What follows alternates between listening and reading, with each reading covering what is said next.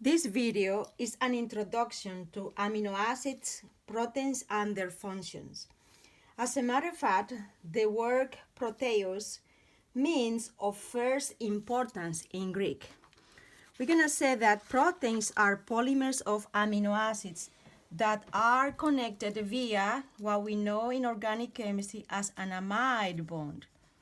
An amide bond is made when a reaction between a carboxylic acid group and an amino group remove a molecule of water. So if we have a carboxylic acid reacting with an amine, like this one, we can create what is called an amide that in biochemistry we know as a peptide bond.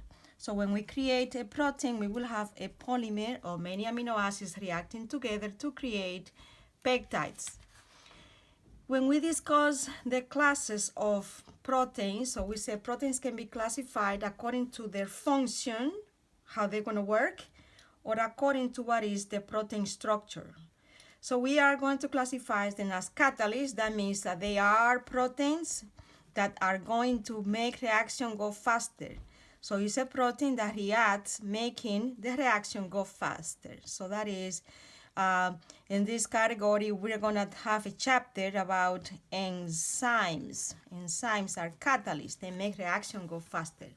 In terms of transport, in this chapter, we are going to discuss myoglobin, that we just make it smaller like this, but is myoglobin, that is a protein that binds oxygen.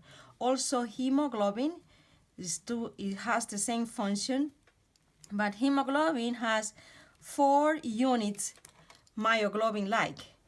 Another function of proteins is the structure. For example, skin, bones, they are made out of a protein called collagen. So collagen, we're going to introduce collagen in this class. And also for structure, we know about keratin, that is part of hair and nails. So keratin is another example of proteins. As a storage, we can have an example. For example, we have a protein that is in charge of storing iron. It's called ferritin. That is a protein that stores iron, which is necessary to be incorporated into the heme of hemoglobin. That's one example. Another function is movement, like expansion and contraction of muscles. One protein important for that is that called myosin. Another one for that is called actin, that can help us to expand or contract our muscles. And for this class is very important, the class of proteins called hormones that are in charge of regulation of the level of glucose in our blood. And that is insulin. We know a lot about people having diabetes. So insulin is that protein that is a hormone, and also the one that will bring glucose to the blood when the level is very small is called glucagon. So we have some examples of different proteins that can help us to understand why we need to know about amino acids and proteins. In terms of the structures, we can have 3 different classifications. If they contain amino acids alone, I did not put that in writing, but if they only have amino acids, we're going to call that simple protein. That is amino acids only. But if they contain, I will say an organic molecule or a metal, something different, or a sugar, something different than amino acid, we're going to call those to be conjugated proteins. So conjugated proteins will have an organic molecule, or it will get a metal, will have a metal, or it will have a polysaccharide, something different than amino acids.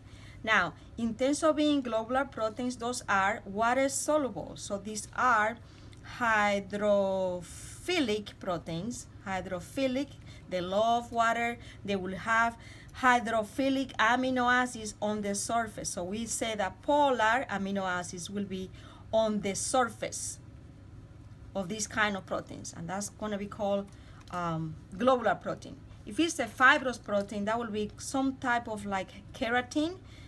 They are tough, and they are not water soluble. Keratin, we know hair cannot be dissolved in water.